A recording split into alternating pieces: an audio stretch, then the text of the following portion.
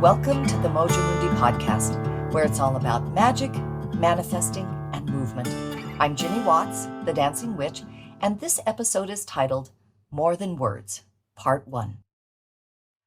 On most Sunday through Thursday mornings at 8 a.m., you will find me sitting in front of my computer on Zoom with a small group of women, all spiritual seekers, all sharing what is arising on their spiritual paths, from the apparently mundane to the deeply personal, to the remarkably uplifting and compelling. I enjoy this group for many reasons, one of which is that I am not the leader. I have the opportunity to listen and focus on my own path. It's amazing what we can unearth when we really listen to ourselves. For example, last week, one of the members of the 8 a.m. group was talking about how positive and warm it feels to express love towards herself. I listened with a feeling of really getting what she was saying. Yes, I know. Loving oneself is so amazing. A couple of days later, as we went through our opening group practice and reached the point of empowering self-love in our lives, I stopped and said to myself, I love myself. And the strangest awareness arose. As I said those words in my head to myself, I got the clear message from my body. That was not true. I was floored. I filed that awareness away and got back into the flow of the group. When we signed off for the day, I sat back and retested the validity of what I had felt. And yep, I don't love myself.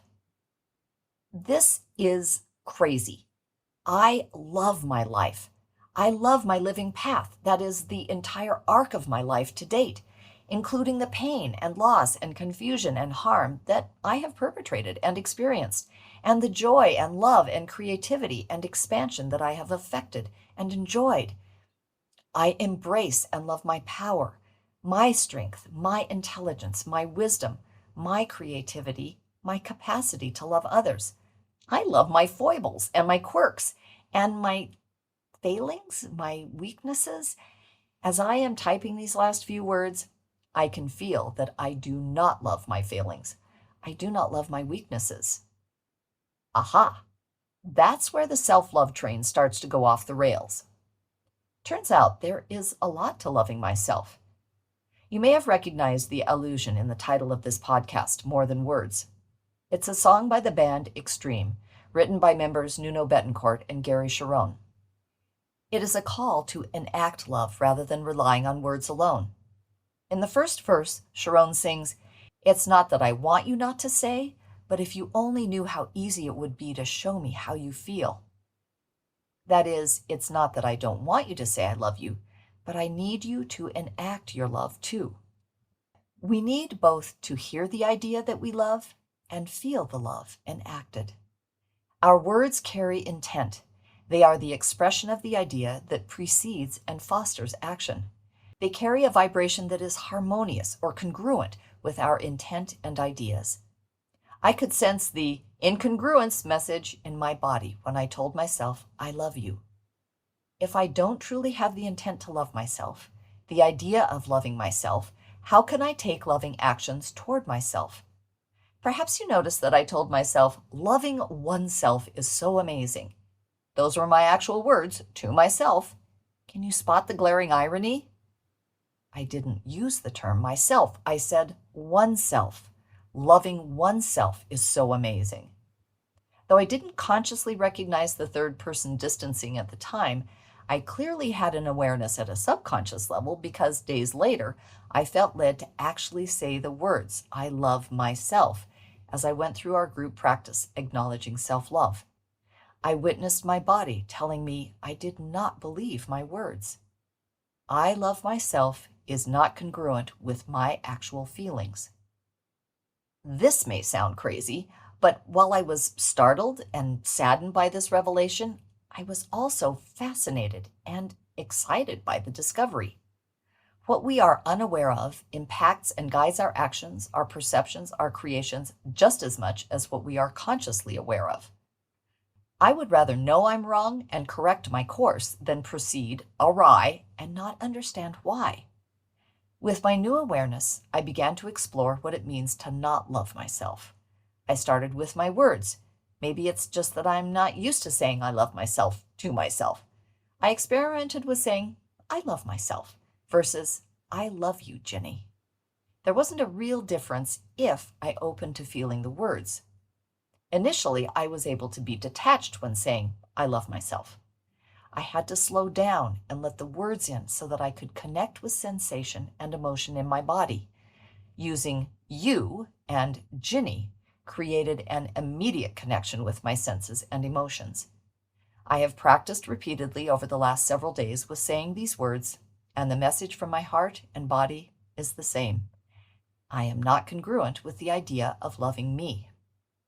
Next, I shared my revelation that I don't love myself with a number of my friends who are also spiritual seekers and who are invested in self-understanding. For me, this helps to bring the hidden gem out of the dark depths and into the light. I know that, for me, keeping things about myself to myself because they highlight a flaw or failing in me is a powerful temptation. And, for me, it is the hook that drags the truth back down into the darkness. What I hide from others is easier to then hide from myself. I found that sharing my lack of self-love with people I trust and love and respect got me in touch with the pain of that truth, while simultaneously bringing up the recognition that I am onto something, a new discovery that will lead somewhere important and unforeseen on my spiritual journey. From this vantage point, I decided to share my process in my podcast, a real-time snapshot of my heartfelt expedition. So, together we, you and I, have found that a big impediment to my genuine self-love is my attitudes toward my failures and weaknesses. While this is no surprise, really, I have to let you in on a secret. As I was writing, I love my failings, my weaknesses, and then recognizing the screaming message, those words are not congruent with my truth, I actually toyed with redacting those words, my failings, my weaknesses, and just skipping over them. I was considering not putting this revelation into this podcast. Here is a crossroads. Write the truth that is painful and shameful, or keep a shinier facade. I chose love instead of fear. I chose to have faith in the love of deity, the power of loving truth. Does that mean I love myself after all? No. Oh, that it were so, but no. That is not the same as loving me. But I can also say that I can feel this process is clearing the way to loving myself. What arises for me next is fear again. I can't imagine that I will ever love my failure and my weaknesses. Now what? Okay, what I am actually implying is that what I do, failing, being weak, is the same as who I am. I check in and discover I do and don't know that's true simultaneously. When I focus on the opinions of others, then it really does feel that what I do is who I am. One way that I have learned to define myself is through the perceptions of those around me. The problem with that definition is twofold. First, we all know that what others think and feel is mostly about them, their beliefs, their assumptions, their feelings about everything else. So it isn't really a reflection of me. Second, I actually know almost nothing about the depth and breadth of another person's perspective of who I am. Much of the time I, along with everybody else, am assuming I know exactly what another person is thinking about me, and much of the time they aren't thinking about me at all. Basing my definition of myself on others' perceptions of me clearly isn't accurate, since others' perspectives are, at best, minimally shaped by my actions. I want instead to look at my definition of who I am relative to what I do. When I fail or when I succeed, do I become a different person? No. Not only does my personality not change, but neither do my desires, my hopes, nor my fears. I may tell myself in the face of failure that I don't want to try again, that I don't want to strive to achieve. I may even abandon the goal at hand forever. But inside me, I still have the yearning for what that goal represented. What about weaknesses? What do I mean by weaknesses? Needing help, losing my temper, the process of learning in front of others, being wrong in my actions or words. Oh, I relate vulnerability with weakness. I'm not wrong. Weakness is the twin of vulnerability. Weakness and vulnerability arise together. They have a lot in common. They also have their subtle and unique differences. Weakness is associated with failure. Weakness is the point where something is missing that undermines the desired outcome. Vulnerability is an acknowledging and embracing of the weakness. Vulnerability circumvents shame. Vulnerability alerts us to the truth that we are not bad because we have weaknesses. We are human. We come into existence with weak points. Those weak points are invitations to growth, intimacy, interdependence, and expansion. And weakness, vulnerability, failure are things we do and things we experience. They are not who we are. Woof! That's a relief. I don't have to love my weaknesses and my failures. Great! Then maybe I do love myself, or at least I can start practicing loving myself. I can get better at it until I do love myself. I can both feel that's easier said than done, and I can also sense that I'm onto something here.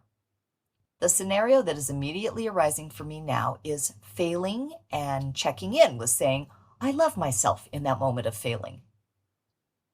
Yeah, that doesn't feel congruent at all. If I am genuinely going to love myself, I don't have to love my failures, my weaknesses, but I do have to love myself in the midst of failing, in the midst of my own weakness. Here is where it comes down to more than words. I recognize now what it truly means to love myself. In order to truly love myself, I am being called to loving myself and embracing all of myself in the midst of disappointment in my own choices, in the face of failing, in the reality of causing harm, in the throes of betraying my divine capital S self. I am being invited to love myself as deity loves me. For now, at least, I am considering boldly flinging aside the costume of impeccability and embracing my unadorned, messy, rugged, interesting, jagged, complicated self. I don't know how that's going to go, and I promise to keep you posted. After all, I did title this segment More Than Words Part 1. How does self-love show up in your life? What revelations arise as you consider how you define your self? What does choosing love over fear look like in your experience? If you are looking for a welcoming place to lay out these questions and assemble the answers that arise from within you, connect with me to ignite your inner wisdom and light the way forward on your living path. You can reach me via my website or email or on Facebook at Caravan of Dreams MT. Our music is used by permission of the artist, Sean Phoenix. Thank you, Sean. And thank you to Bozeman Public Library for the Workbench Sound Studio located in beautiful downtown Bozeman, Montana. If you would like to learn more about allowing and how to find your unique style of manifesting, please visit my website, caravanofdreamsmt.com, or email me at dancingwitchmt@gmail.com. This is Ginny Watts, the Dancing Witch. Till next time, blessed be.